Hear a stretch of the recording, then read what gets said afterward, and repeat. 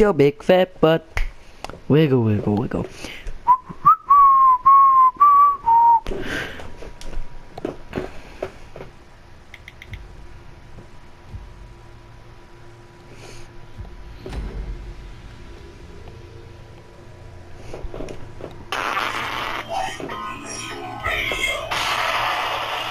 Special guest in the building, Mr. Jerry Heller. How you doing, sir?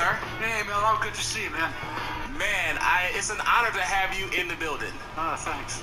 Like, you just heard Fuck the Police. When you hear those songs, what memory does it bring you back to? Well, you know, everything involved with NWA obviously makes me think about my business associate, Eazy. So, you know, it takes me back to a time which was a happier time. And, you know, but I think about him all the time, and he was just a good guy, you know? Yeah, he was a great guy. I got a chance to, you know, meet him a couple times. He was definitely a great guy. So let's take it way back. You had a book that you just put out not too long ago called Ruthless. That's correct. And like we was talking off air, like everybody's told the story in their perspective. Everybody from the water guy to whoever was around it has told the story, but nobody really hears your story. What made you write a book? Well, I walked into Barnes & Noble one day and saw a book called Can't Stop, Won't Stop the Music by Jeff Chang, who I consider the leading authority on hip-hop in the world. Yeah. And it was on the front table, and I said, you know, maybe now's the time for me to write a book, because I don't like to do things that I don't think are going to be important. Yeah. So I wrote this book, and I wanted to establish Eazy's legacy and maybe clear up all the misconceptions about he and I. So that's what I did, and I thought the book Where's the other guy? went a long way in doing that. What was one of the biggest misconceptions? I mean, we heard the story, but what was one of the biggest misconceptions you wanted to clear up? Well, you know, it's really a joke. Right, is he upstairs or downstairs? For people to think that you can steal money in the record business. Yeah. It's not possible. When we would get the numbers at the end of the quarter. Yeah. Eazy and I. His business manager would go over them. We would send them to our lawyers. Our lawyers would go over them. The accountants would then draw up all the paperwork. Then we would send it to the guys, whether it was Cube or whoever, his business manager and his lawyer. Yeah. It was all done by computer. You know, to think about that, a picture of Eazy and Not yet. sitting there late at night with green eyeshadows on, cooking the books. I'm gonna wait till like the last second and then I'll shoot him. So anyone that even would believe something like that, it's ridiculous. And a friend of mine named Big Reg said to me, you know, in my world, man, if you don't deny something, people believe it's true. Yeah. And I said, no, nobody is going to really believe that we stole money from these guys. That's crazy. I mean, everybody made so much money. You think anyone had to steal from anyone? I mean, does Dr. Dre have enough money? Does Ice Cube have enough money? Yeah. I mean, Dr. Dre was the leading earner in show business last year. He made $675 million. Ice Cube's first movie that he did with whatever the comic's name is, it's 170 million domestic. Yeah. It's just a joke. One thing you said in the book that I found it kind of like, wow. You said, if I stole from these guys, why did they never sue me? Well, I think that's a really good point. That's pretty fair. That's pretty fair to say. Nobody ever sued, so obviously they were just using it as an excuse in Compton or wherever to say, you know, we got rid of the white guy, you know, because, you know, he was helping Eazy steal or whatever. But, you know, it's nobody ever sued me and nobody ever sued him. So obviously it was all bullshit.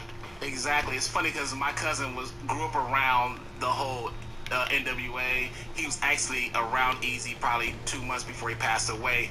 And one thing my cousin said to me recently, because I was telling him about you coming to the show or whatever, he said that I was around Eazy a lot, and Eazy never spoke bad about Jerry Heller. Easy was like my flesh and blood son. He said, I mean, we did everything together. and that's what he said. He said that I don't know where all this hate is coming from because Easy never said anything bad about this guy. Well, we were very close. We lived next door to each other. We ran a company together. We each had our own areas of responsibility and authority. And we built, next to David Geffen, we built the biggest empire in the history of the music business. You did. And with your book, it's funny because the first thing when I got the book, What do you want? No, back up, otherwise I will shoot. Go in the elevator. Suck me off.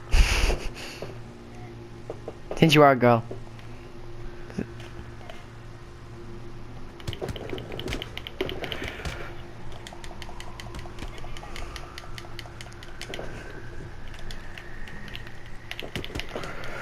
No, no! Oh, oh, oh, oh, oh, oh. What the fuck is that? Fucking bullshit! Why didn't I do? Oh, you're a fucking cunt, Marty. I read the book. I was like, there's one thing missing off of this cover, and I know you did. It was probably strategic. You put a picture of NWA on the cover of the book without Ice Cube. Was that on purpose? Well, that particular picture was done in 1991. It was for the cover of Newsweek magazine. Yeah. Done by a very famous photographer who's a very dear friend of mine now named Lynn Goldsmith. She was Bruce Springsteen's private photographer, and that's how I met her. But he just wasn't in the group at that time. And those were the pictures that I liked, and those were the pictures that we used. Okay. Because as we reading your book, you know, say you didn't really like Ice Cube and he didn't really like you. That's what I got out of the conversation that you talked about. I've got the best place ever. You'll never find me. As far as Ice Cube, what was the beef between him and you? Because you knew Ice Cube before you met Easy, right? Because Well- he was in CIA and he was around Macola Records before you even got it started Ruthless Records, correct? Yeah, I knew Ice Cube peripherally before I met Easy, but he was younger. Easy was my guy. I mean, I hung out with Easy. Ice Cube was just a member of the group. And Ice Cube can talk about how he wrote all the lyrics, but if you look at every NWA song, there's only one person that did everything on did something on every single NWA song, and that was Andre Romel Young. Yeah. Dr. Dre. He wrote the music for every song that ever came out on Ruthless. The lyrics, each guy wrote his own lyrics. So if you look at these songs that he claims that he wrote, there was always 4 or 5 lyric writers on those songs. He was younger than the other guys. He lived at home with his mother and father. He didn't really hang out with us. And he was very, very jealous of Easy. And of course, he was jealous of the relationship between Easy and I. It was funny you said he was jealous of all the guys because they got more pussy than him. Well, Is that true? well, I think that it was true. I mean, the other guys were, you know, I mean, they were really into it. I'll give you a hint. Okay, I'm upstairs. Yeah. And you know, I remember once he said, yeah, they all have these big houses. The one where Bone Crusher spawns. His parents. He lived at home with his parents because he was younger, and his mother wanted him to live at home. The top one. A very lovely, Yeah. articulate woman. You know, he grew up in a very good family. He went to Taft High School, and he just wasn't, you know, he wasn't really a street guy. No, definitely. And it's, I've heard this rumor, and I want to see how true this rumor is. Was the straw that broke Who have you camel's found? back for Ice Cube leaving the fact that DLC got Oh no, please don't kill me! You're a fucking fag. Well, I've never heard. That's an interesting question, and I've never. I didn't kill you when you tried. Oh, you're a fucking asshole, reason Marty. he left was, look, we were with Brian Turner. Yeah. At I Priority. can't. I do, and he Brian just doesn't Turner join. and Pat Charbonnet kept telling him that he should be a solo artist. And while I don't blame Brian Turner, although I blamed him for a while, I don't blame him for that. He enabled Ice Cube to leave, to pursue a solo career. actually the next album on our schedule was going to be an Ice Cube solo record. But really, Easy and Dre made those decisions. Easy conceptualized, and Dre musicalized. I financialized, and you know, just for the sake of poetry, I always said that Ice Cube verbalized. But you know, that was Dre's decision. Look, I could never get Dre to do a second record with Michelet. Her first record sold millions of copies. Yeah, it did. And it was One of the first people are coming down the stairs. ever done to hip hop. I'm watching something with Jerry Heller in it. Him to do another record with her.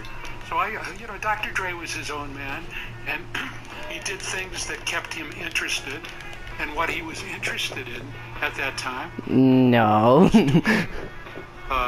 An album with one of the most prolific of the ruthless writers. Oh my god! I still think You corpse launched!